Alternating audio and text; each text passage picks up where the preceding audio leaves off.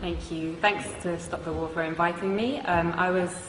I visited Libya twice over the past 6 months of the crisis. The first time I was on a peace mission, and the second time I was a correspondent for Press TV, and I also did some reporting for Russia Today. I left just after the so-called fall of Tripoli, and I was there during that horrendous week of the fighting in Tripoli. Dan's I think really well contextualized how the war on Libya is a war on Africa, but I'd just like to add something. Dan mentioned how NATO have been targeting the over 100,000 soldiers in Libya, but there were also thousands of ordinary men and women. There were a lot of women who volunteered since the beginning of the crisis to defend their country, and they were armed by the government. And during that week in Tripoli, when the fighting began, I witnessed how ordinary men and women took up the weapons that they had been trained to use during that 6 months to defend their country. So I'm going to, as a journalist, I'm going to talk a little bit about the role of the media, and this has been an incredible media war. Dan alluded strongly to the criminalization of the Libyan government and Gaddafi. So the media said that thousands of people were about to be killed in Benghazi, but they never showed us any evidence. They said that 6,000 people had been killed by the government. Human rights organizations have confirmed that approximately 250 have died from both sides. They said that the Libyan government was attacking its own people from the air, and Russian intelligence satellites have since shown us that this was impossible. They said that the government was hiring mercenaries from elsewhere in Africa. They never showed us the evidence. Instead, we saw the videos of black Libyans and other black Africans being lynched in public squares by NATO's ground troops, the rebels, with scores of people filming on their mobile phones and Western special forces looking on. They said that Gaddafi was hated by his people, but they never showed us the 1.7 million people in a country of 6 million in Green Square on July the 1st, or the masses in Tarhuna, in Sabha, in Beni Walid, in Sirte, and across the country who demonstrated to pledge their allegiance to their leader and to the Jamahiriya. They never showed us the masses, as I said, of ordinary men and women who had accepted the government's offer of weapons to defend their families, neighborhoods, and country from people who wished to condemn them to enslavement, to imperialism. They said they were targeting Gaddafi's military forces. They ignored the 33 children, 32 women, and 20 men who I saw buried in the small and traditional port town of Majer in Zlitan in early August. They said on August 20th or the 21st that Tripoli fell without resistance. But they didn't tell us that in 12 hours alone, 1,300 people were massacred in that city and 900 were injured. They said that Tripoli fell without resistance and that Saif al-Islam had been arrested and captured and that Gaddafi's compound Bab al-Ziza was taken by the rebels. But despite that, Saif al-Islam himself showed up in the hotel where I was trapped and took a group of journalists outside to see with their very own eyes. They didn't show us the thousands of people filling Bab al-Ziza and the streets of Tripoli waving the green flag on the night of August the 22nd. They said that Tripoli fell without resistance. But they didn't show us that in the 24 hours after those journalists from all the West's major networks had seen that site, that Bab al-Ziza alone was pounded 63 times with NATO bombs. They didn't show us how all the gatherings of the people to defend their capital from those who wished to send them back to the times of colonial puppet King Idris were attacked with missiles and Apache gunships. They didn't show us how the brave people of Abu Slim, the poorest area in Tripoli, and the staunchest area of support for Gaddafi, resisted for 5 days until on August 24th, NATO attacked anything that moved and piles of bodies lined the streets. They told us that the country was liberated. 6 weeks later, the rebels have conceded that they won't be able to move their headquarters to the capital. And that the rebels have confirmed, I think it was today, that they won't be able to take Bani Walid, and Sirte also remains strong. So, Gaddafi, mass murderer, hated by his people so much that they would beg NATO to bomb their own country, hated so much that the capital city fell without resistance. Or NATO, mass murderer, killing the Libyan masses because they would die for their leader, just like in Tripoli. I know which one we have mountains of evidence for. In fact, there is so much evidence that even the Conservative Party's own mouthpiece, The Telegraph, has been unable to hide from it. Amongst their numerous reports showing that the rebels lack the popular support that Gaddafi enjoys, one article published this week reported what I heard throughout my stay in Tripoli. A resident of Sirte, Susan Farjan, said, "We lived in democracy under Muammar Gaddafi. He was not a dictator. I lived in freedom. Libyan women had full human rights. It isn't that we need Muammar Gaddafi again, but we want to live just as we did before." In the same article, 80-year-old Mabruka says, "Life was good under Gaddafi. We were never afraid." Again, in the same article, another elderly lady says, "They are killing our children. Why are they doing this? For what? Life was good before." And yet another says, "Everyone loves Gaddafi, and we love him because we love Libya. Now the rebels have taken over, we might have to accept that. But Muammar will always be in our hearts." The spectacular U-turn of Al Jazeera, from being a somewhat critical voice of imperialism's wars of aggression in Iraq, Afghanistan, and Palestine, to being an open facilitator of the same aggression against Libya, Syria, and even now the progressive nations of Latin America, was perhaps the greatest propaganda trick I have seen in my lifetime. Co-opting the support of their faithful Arab viewers in the West, whose voices garnered particular prominence during the fashionable so-called Arab Spring, was an important move in order to get all progressive circles in the West to join in the essential criminalization of Gaddafi, when those very circles should have, in contrast, been elevating the status of the not-so-fashionable Libyan Jamahiriya and learning from it. Now all cards are on the table. Al Jazeera's Director General Wada Kanfar has resigned following the release of WikiLeaks cables, which revealed he has been taking orders from none other than the CIA. He has been replaced by a member of the Qatari royal family, which has been heavily engaged in the war against its fellow Arab brothers and sisters in Libya. But despite the role of Al Jazeera being clear as day now, it continues to get away with the same tricks of tugging on the liberal heartstrings of westernized audiences with its stories about how people in sovereign states of the global south's greatest tragedy is their lack of Western democracy, never mind that it has failed in the West. But despite Al Jazeera's interest in championing this ideology is obviously straightforward. It hosts the United States' largest military base in the Middle East, CENTCOM, and they are, of course, close friends. Leaving the Rixos Hotel, where I had been trapped for 5 days, was the most surreal and probably the worst day of my life. It was a bad day. The safe, secure, welcoming city, full of life and warmth that I had driven through days previously had transformed.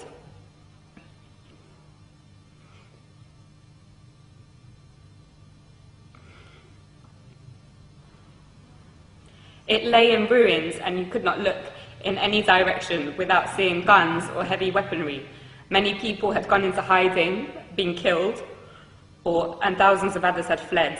And the people that I knew who remained, who had been the very people who had helped me to learn about the glorious recent history of Gaddafi's Libya, were inevitably traumatized and in a complete state of shock.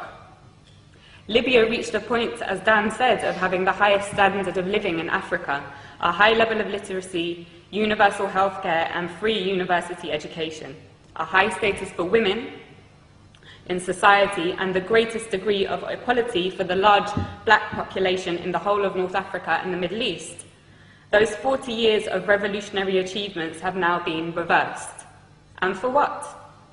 A year ago, after crippling wars in Iraq and Afghanistan, and with the growing economic crisis of the imperialist nations, it seemed a remote possibility that the West would have the capacity to embark on another costly and embarrassing war.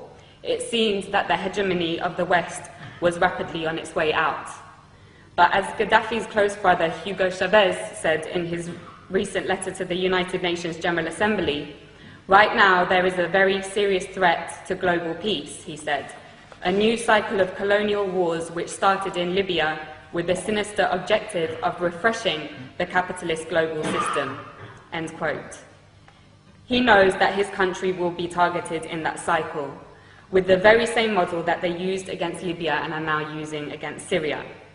In the absence of an effective anti-imperialist media that can challenge and preempt the tricks of imperialism through its global media, it is the role of all progressive people to champion the sovereign states of the global south, who, like Libya and Syria, are a thorn in the side of the West. Otherwise, they will be picked off one by one to add fuel to the dying fire of imperialism. And on that note, I want to end with my wholehearted thanks to the heroic Green Libyan resistance, which continues to amaze the world in their ability to stave off the world's most powerful military machine. As Gaddafi said, not only are they defending Libya, but also Syria, Iran, Algeria, the African continent, and the entire global south. Thank you.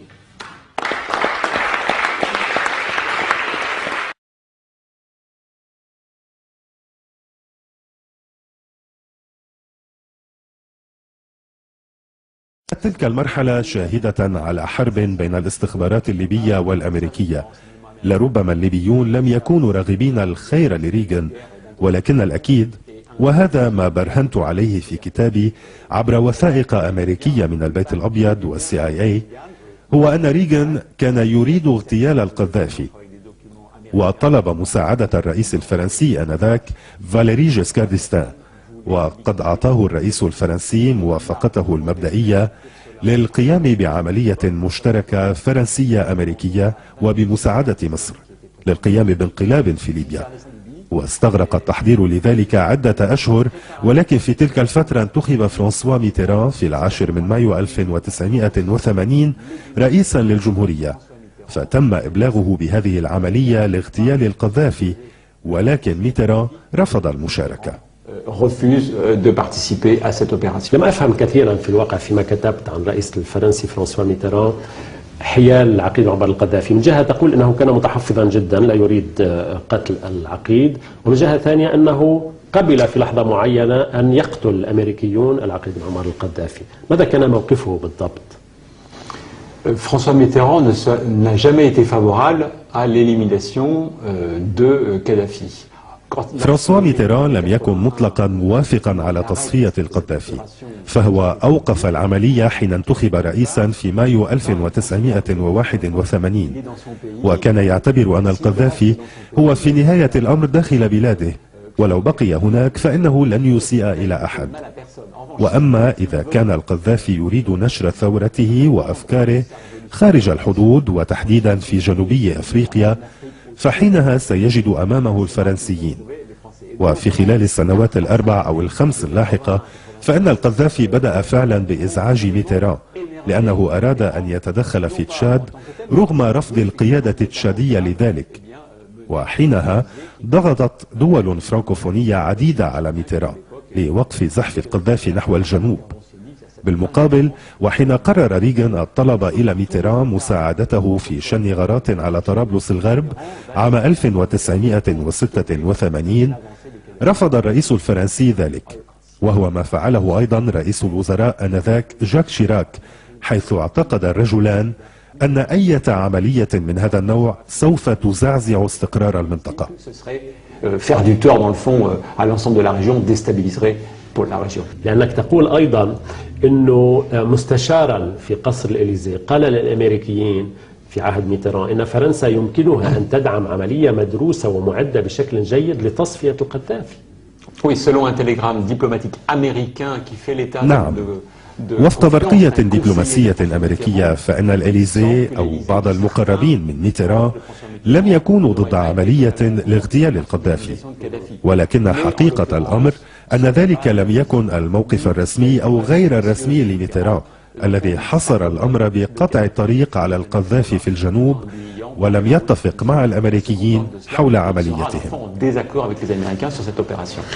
تتحدث عن عملية بروباغندا كبيرة من قبل الاستخبارات الأمريكية CIA والFBI بغية ضرب القذافي. تقول نتيجة لذلك نشرت مثلا مجلة نيويورك تايمز في 4 ديسمبر عام 1981 أن كوماندوس من 5 قتلة تابعين القذافي دخلوا إلى الأراضي الأمريكية لقتل الرئيس الأمريكي رونالد ريغان، وبدأت واشنطن تعد لعمليات عسكرية ضد القذافي وبدأت بدعم المعارضة في الداخل. هل فبركوا قضية الانفجار في برلين الغربية؟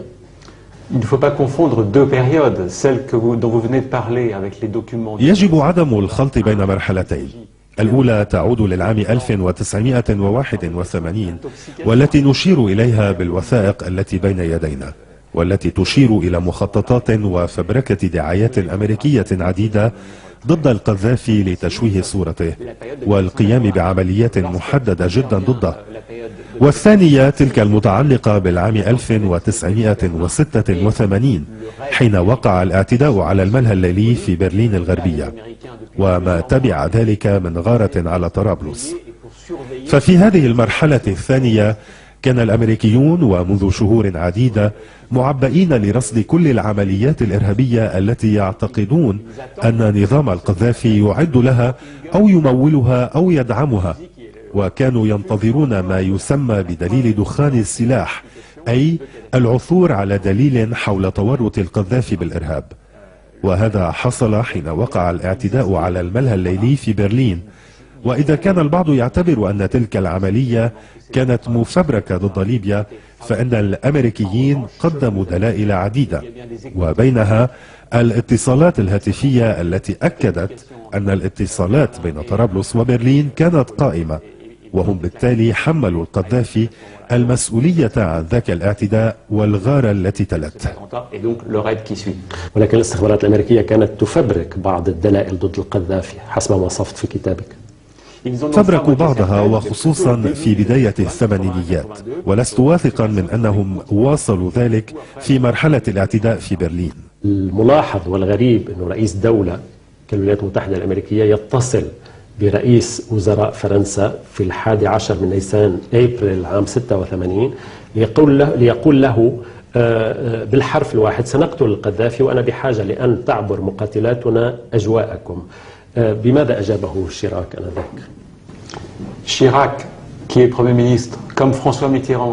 شيراك وحين كان رئيسا للوزراء آنذاك رد تماما كالرئيس فرانسوا ميتيران برفض عبور المقاتلات الأمريكية للأجواء الفرنسية لقصف ليبيا، وهذا الرفض الفرنسي أزعج جدا ريغان والمقربين منه. هم اعتبروا أن فرنسا لم تكن حليفة أو صديقة لأمريكا في تلك العملية، وشيراك كان ذكر هذه المحادثة بينه وبين ريغان في كتاب مذكراته الذي صدر في العام الماضي.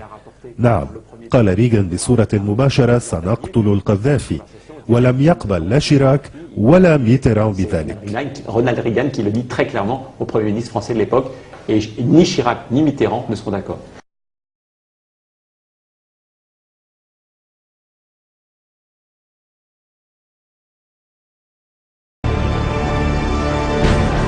معنا في هذه الحلقة المؤرخ المعروف في واشنطن في العاصمة الأمريكية السيد ويبستر تاربلي. دكتور،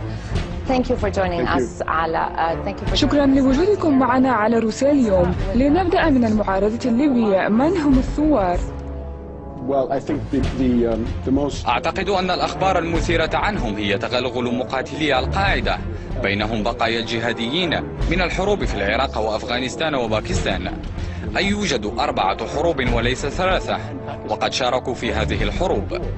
ولكن الأخبار من صحيفة ديلي تيليغراف وصحيفة أنسولي فانتو كاورولو أوريا الإيطالية هي أن الصحيفة ذهبت إلى مدينة درنا التي تقع في المنتصف بين بنغازي وطبرق في وسط معقل الثورة، وأجرت مقابلة مع قائد مدينة درنا، وهو شخص مهم واسمه حصيدي، وقال إنه من الجماعة الإسلامية الليبية المقاتلة. لكننا رأينا الملايين تخرج إلى الشوارع تنادي بالحرية والديمقراطية. لا أعرف إذا كان العدد ملايين، فإذا نظرت من خلال كاميرات الجزيرة في مصر قد يتخيل المرء ذلك، ولكن لا أعتقد أنه كان أكثر من 100,000 شخص في الشوارع، فقد كان هناك الإنترنت الذي لعب دورا، وشباب مصر الذهبيين من شمال القاهرة، وعندما أرادوا أعدادا أخرى أحضروا الإخوان المسلمين. كما أن القذافي يمثل بشكل أو بآخر صدى حتى ولو بشكل بعيد للرئيس الراحل جمال عبد الناصر، ولديه رؤية إفريقية.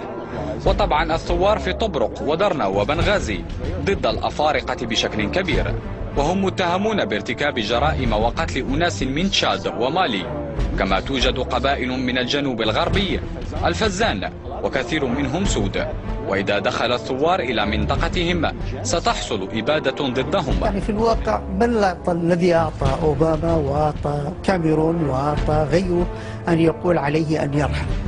هذه تدخل في الواقع في الشؤون.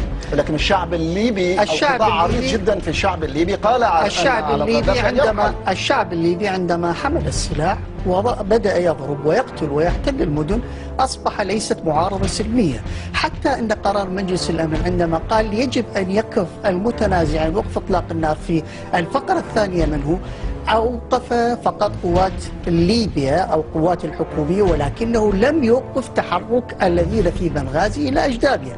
الجانب الآخر عندما نتحدث عن بنغازي كانت محاصرة. لا، اليوم تحركت قوات من المحاربة إلى أجدابيا، لم توقفهم الآلة العسكرية الأمريكية.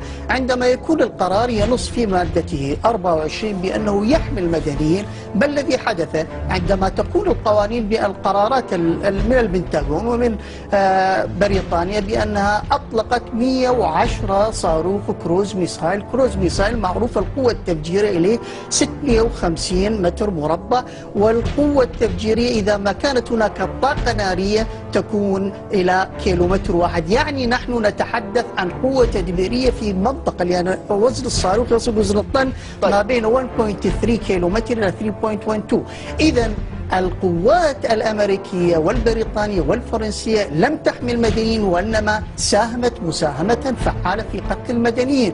عليها أن يكون نو فلاي زون مثلما أصر القرار على هذه النقطة. عليه أن يتابع هذه الأمور على الأرض، فيما إذا طارت طائرة يجب أن يضربها. عندما تقول المعارضة بأننا لا نلتزم حتى لو التزم النظام الحاكم في ليبيا بوقف إطلاق النار، دلالة على أن هناك قرارا أصدرته ما تسمى بالشرعية الدولية هي لتغيير النظام وفق الآفاق الاقتصادية، لأن أوباما يتعرض إلى حالة اقتصادية وصلت إلى 2 تريليون من الخسارة، وبريطانيا عليها ميزانية سوف تأتي قادمة استقطاعات كثيرة. القرار 1970 ينص بأن تصادر أموال القذافي وأبنائه، لكن الذي حدث هناك أموال الليبية صودرت بما يقارب 230 مليار، دلالة على أن الأزمة الاقتصادية التي تعيشها الدول الأوروبية وتعيش الولايات المتحدة الأمريكية هي التي أدت إلى ضرب الشعب الليبي. هناك مطالب للمعارضة عندما تكون سلمية،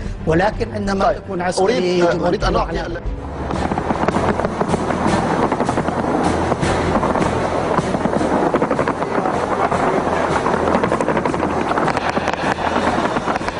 imágenes de los enfrentamientos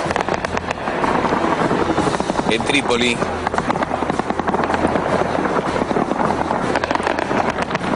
donde en las últimas horas la coalición internacional de Estados Unidos, Francia e Inglaterra lanzaron sobre la capital y otros objetivos en territorio libio. La primera incursión fue la de un avión francés que destruyó 4 tanques. Mientras tanto, el régimen de Gaddafi continúa su ofensiva sobre la ciudad de Benghazi, principal punto de resistencia de los rebeldes. Hasta el momento la incursión militar habría provocado unas 50 víctimas, según informó el mismo gobierno de Gaddafi, quien afirmó en un tono amenazante que el mar Mediterráneo se ha convertido en un verdadero campo de batalla como consecuencia de esta incursión militar. Gaddafi también dijo que no dudará en atacar objetivos civiles y militares. اللي عنده سماعة لو يستخدمهم يكون أفضل. لكن اللي برا بيسمع أحسن من اللي جوا.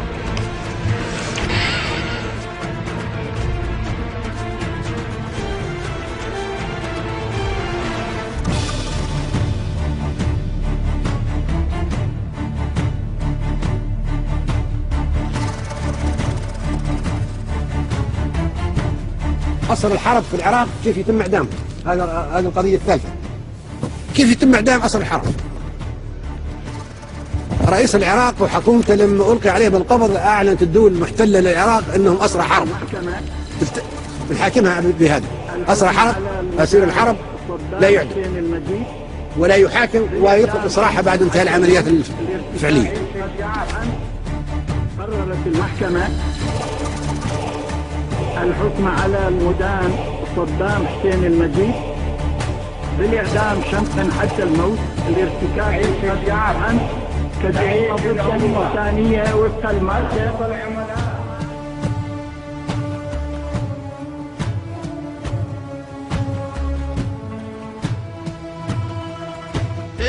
هذه ورطة موجودة كيف صدام حسين وأخيرا باعوه وشنقوه. حتى انتم اصدقاء امريكا، نحن اصدقاء امريكا، بلاش نقول انتم، نحن اصدقاء امريكا كلنا قد توافق امريكا على شنقنا في يوم ما.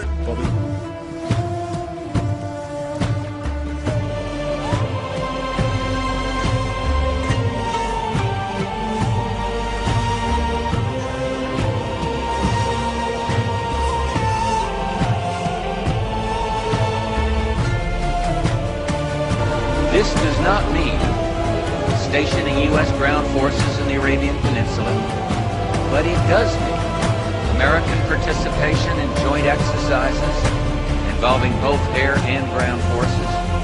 It means maintaining a capable U.S. naval presence in the region. Israel and many of the Arab states have for the first time found themselves confronting the same aggressor. This principle must be elaborated to provide for Israel's security and recognition, and at the same time for legitimate Palestinian political rights. Now we can see a new world coming into view. A world in which there is the very real prospect of a new world order.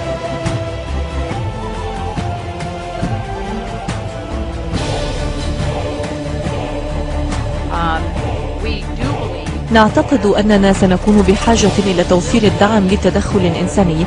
نعرف أيضا أننا ربما نحتاج لسوء الحظ إلى عمليات إنقاذ، فأنا متأكدة أن هناك آلاف التونسيين تركوا تونس وتوجهوا إلى أوروبا، ونتوقع أن نرى ليبيين وغيرهم من العالقين في ليبيا قد يفعلون الشيء نفسه ويشكلون مخاطر كبيرة في أعالي البحار. هناك إعادة انتشار لبوارجنا، لكنها ليست للقيام بمهام عسكرية في ليبيا.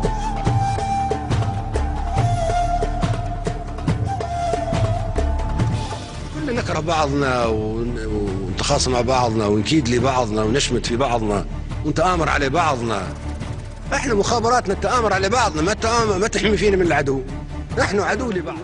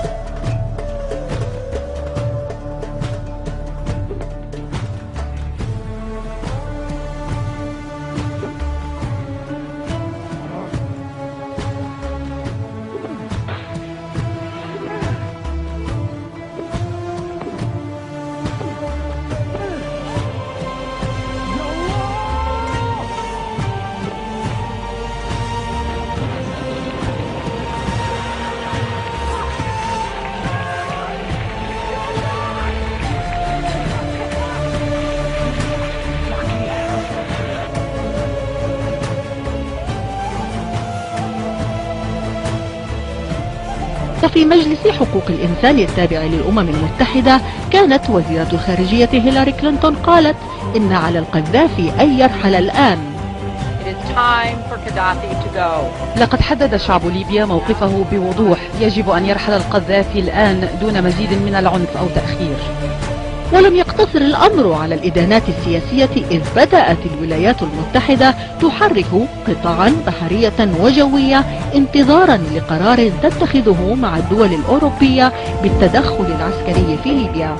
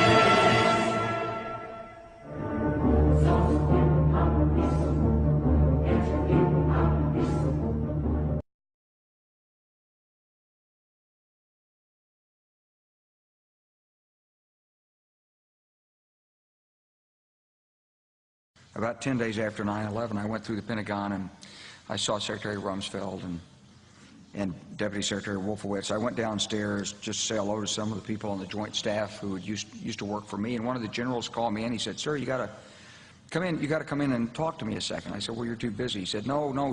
He says, "We've made the decision. We're going to war with Iraq." This was on or about the 20th of September. I said, "We're going to war with Iraq. Why?" He said, "I don't know." He said, "I guess they don't know what else to do."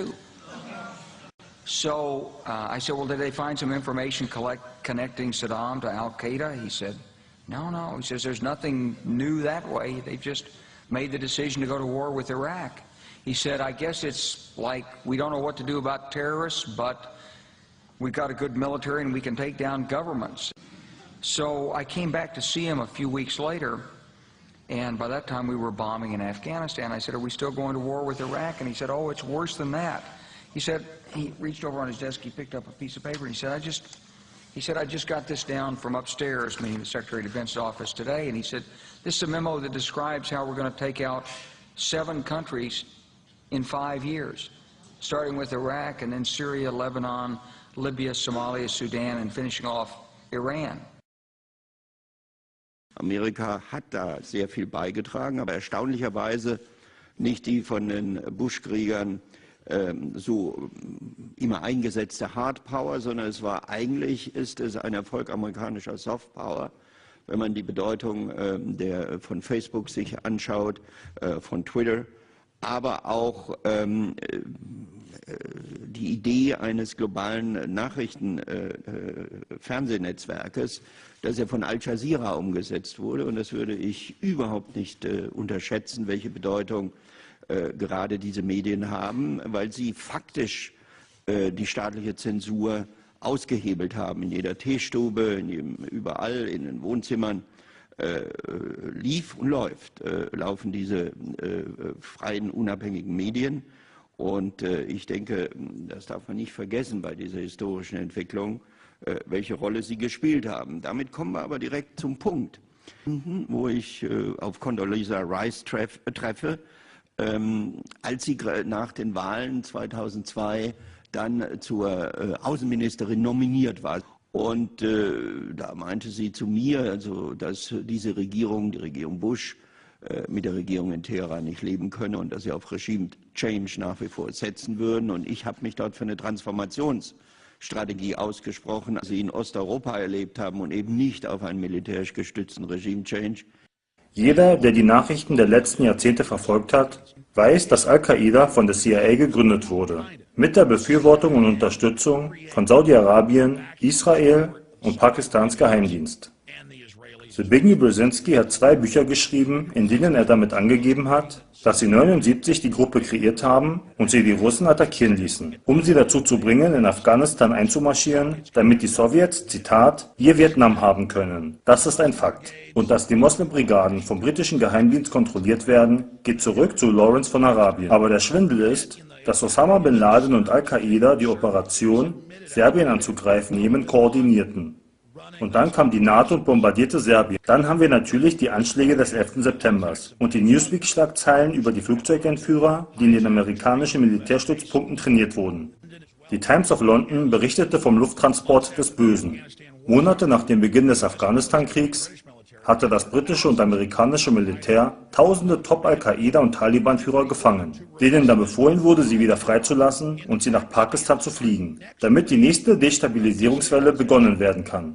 Sie sehen, Al-Qaida ist offiziell und aktenkundig eine Kreation der CIA, Großbritannien, Israel und Saudi-Arabien und kommt weltweit zum Einsatz.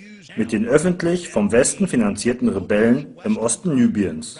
Und ich sage nicht, dass Gaddafi gut ist. Der Punkt ist, der Westen hat das Regime seiner eigenen Marionette in Ägypten gestürzt. Sie haben die Regierung in Tunesien gestürzt. Und jetzt kommt raus, dass britische Spezialeinheiten im Osten Libyens waren, noch bevor die Rebellion begonnen hatte. Und es ist Al-Qaida, die rebelliert. Denn es ist belegt, dass der Anführer der libyschen Rebellen für Jahrzehnte in Virginia vom CIA trainiert wurde. Und er gibt zu, dass er mit Al-Qaida zusammenarbeitet.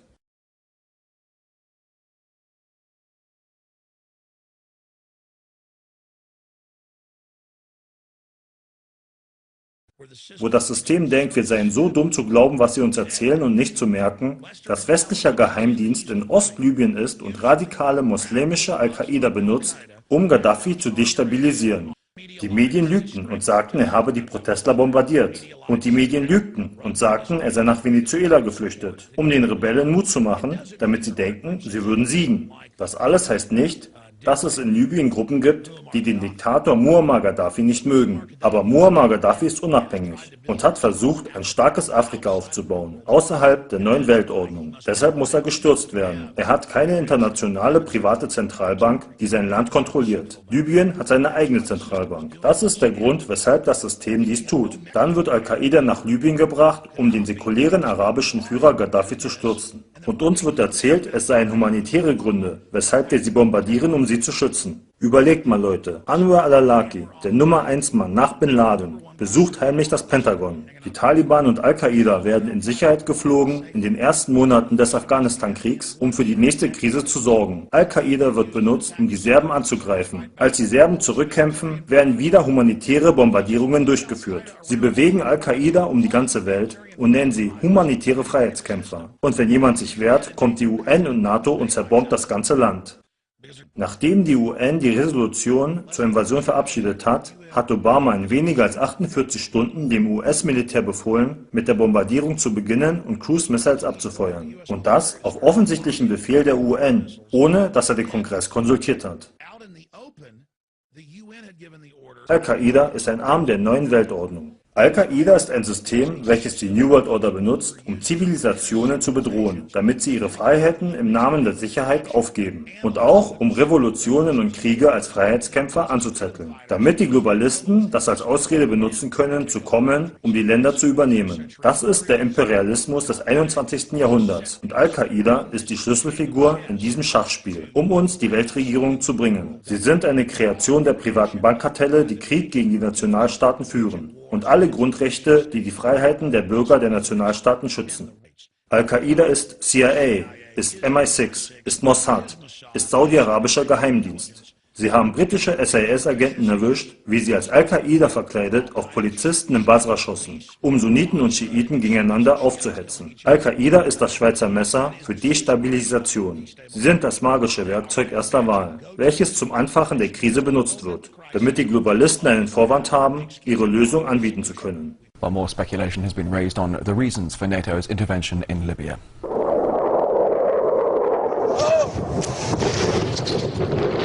According to some, it's about protecting civilians. We must not tolerate this regime using military force against its own people. Others say it's about oil. The only reason they're interested with Libya is about the oil. You'd think we'd be in Iraq if the major export there was broccoli. But some are convinced intervention in Libya is all about currency, specifically Gaddafi's plan to introduce the gold dinar, a single African currency made from gold, a true sharing of the wealth. It's one of these things that you have to plan almost in secret, because as soon as you say you're going to change over from the dollar to something else, you're going to be targeted. There were two conferences on this. One in 96 and another one in the year 2000, called the World Mataba Conference, organized by Gaddafi. And everybody was interested. I think most countries in Africa were keen. Gaddafi didn't give up. In the months leading up to the military intervention, he called on African and Muslim nations to join together to create this new currency that would rival the dollar and euro. They would sell oil and other resources around the world only for gold dinars. It's an idea that would shift the economic balance of the world. Countries' wealth would depend on how much gold they have, not how many dollars they trade. And Libya has 144 tons of gold. The UK has double that, but 10 times the population. If Gaddafi had an intent to try to reprice his oil or whatever else the country was selling in the global markets and accept something else as a currency, or maybe launch a gold dinar currency, any move such as that would certainly not be welcomed by the power elite today who are responsible for controlling the world's central banks. So yes, that would certainly be something that would cause his immediate dismissal and the need for other reasons to be brought forth for removing him from power. It's happened before. In 2000, Saddam Hussein announced Iraqi oil would be traded in euros, not dollars. Sanctions and an invasion followed. برنر هنري ليفي حيثما مر تفجرت حروب أهلية وتقسيم وطائفية ومجازر مرعبة وخراب كبير، وحيثما يمر فهو يمهد لإسرائيل جديدة وعرب جدد وشرق أوسط جديد بمباركة أمريكا وبريطانيا وفرنسا. برنر ليفي من أفغانستان بدأ نشاطه ليتنقل بعد ذلك ما بين البوسنة والهرسك والسودان، لنجده بعد ذلك في ربيع مصر يفاخر بتقديم الطعام من جيبه الخاص للمتظاهرين، وليجاهر بعد ذلك بترشيح وائل غنيم لجائزة دولية. وما بين ميدان التحرير المصري وساحات بني غازي الليبية تتواصل المهمة. هنا وصل به الأمر حد الاطلاع على التخطيط والخرائط وسير العمليات والوصول إلى الخطوط الأمامية في الصحراء. ليفي اليهودي الفرنسي القريب من صناع القرار في فرنسا، معروف بمواقفه المعادية للمسلمين، فهو من دعا في صحيفة جويش كرونيكل البريطانية لاغتصاب المسلمة التي ترتدي النقاب في فرنسا، وهو من تحالف مع سلمان رشدي صاحب الآيات الشيطانية في محاربة الإسلام والمسلمين.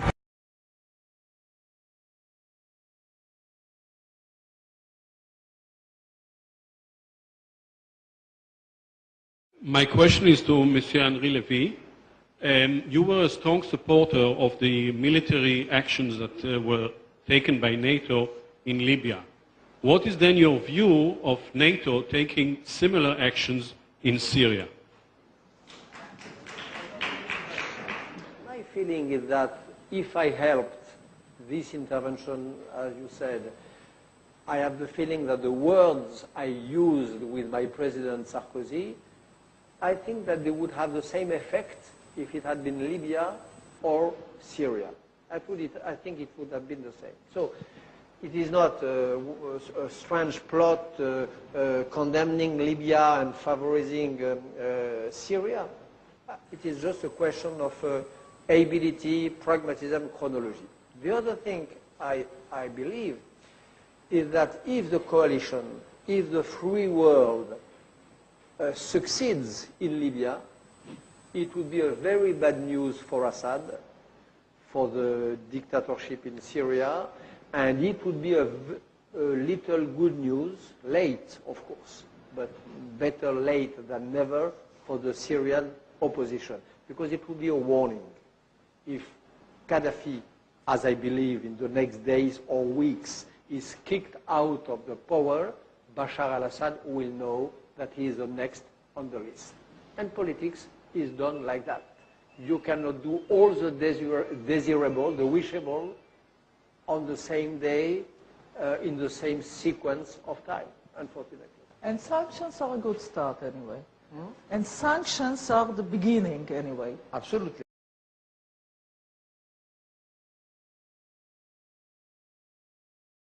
You're coming in this hard time, and you give us a good hope that our victory is near. Thank you. Thank you, John McKean. Thank you. Thank you. Thank you. Thank you. Thank you very much. People, Libyan very happy now. Every people in Libya like you. Believe me.